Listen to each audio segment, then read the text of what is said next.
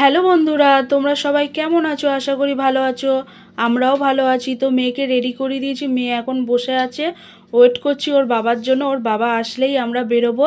আর আজকে আমরা একটু বাইরে যাব, কিছু টুকিটাকি জিনিস কেনার আছে, সেগুলো কিনতে। তো ওর বাবা চলে এসছে, আমরা বাইরে বেরিয়ে পড়েছি। আর আমরা এখন অটোতে আছি, আমরা যাচ্ছি। আর বাইরে প্রচণ্ড পরিমাণে বৃষ্টিও পড়ছে।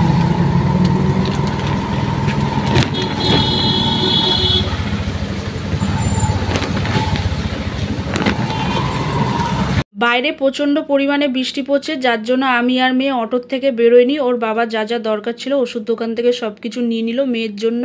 তো টুকিটাকি অনেক কাজ নিয়েই বেরিয়েছিলাম, যেহেতু বৃষ্টি পড়ছে সেই জন্য সমস্ত কাজ সম্পূর্ণ করে উঠতে পারিনি। আর তার মধ্যেই ওর বাবার পেয়ে গেছিলো খিদে, তাই বলল চলো কিছু খাই। তো এই দোকানটা দেখতে পেয়ে আমরা দাঁড়িয়ে পড়েছি। আর ওর বাবা এখন খাবারের অর্ডার দিতে গেছে।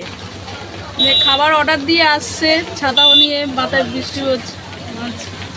তো ওর বাবা খাবার অর্ডার দিয়ে আসার পর মেয়েকে অনেক আদর করছিল, কারণ ও বাইরে যাওয়ার আগে খাটের ওপর থেকে পড়ে গেছে, পড়ে গিয়ে মাথায় ব্যথা পেয়েছে। সেই গল্পটা ওর বাবাকে আমি বলেছি, তাই ওর বাবা ওকে একটু আদর করে দিচ্ছিল। তো ওর বাবা আমাদের জন্য অর্ডার করেছিল মোমো। তোমরা কারা কারা মোমো খেতে ভালোবাসো আমাকে কমেন্ট করে জানিও। আর বাইরে বৃষ্টি পড়ছে আর আমরা ভেতরে এরকম গরম গরম মোমো খাচ্ছিলাম, জাস্ট দারুণ লাগছিল।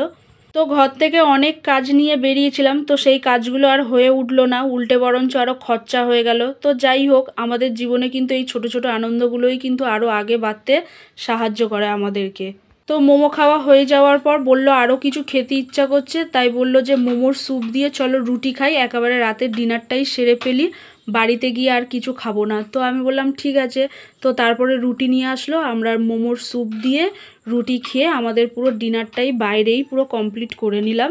তো আমরা এখন বাড়িতে চলে এসেছি। আর মেয়ের জন্য ওষুধ দোকান থেকে নিয়ে এসেছিলাম নেস্টাম ডাইপার। আর বাড়িতে আসার পর আবারও ওর দুষ্টুমি চালু। তো চলো ভিডিওটা এই পর্যন্ত। যদি ভালো লেগে থাকে অবশ্যই লাইক, শেয়ার, কমেন্ট, ফলো করতে ভুলবেন না। এখনকার মতন টাটা। সবাই ভালো থাকবেন, সুস্থ থাকবেন এবং সবাইকে টাটা।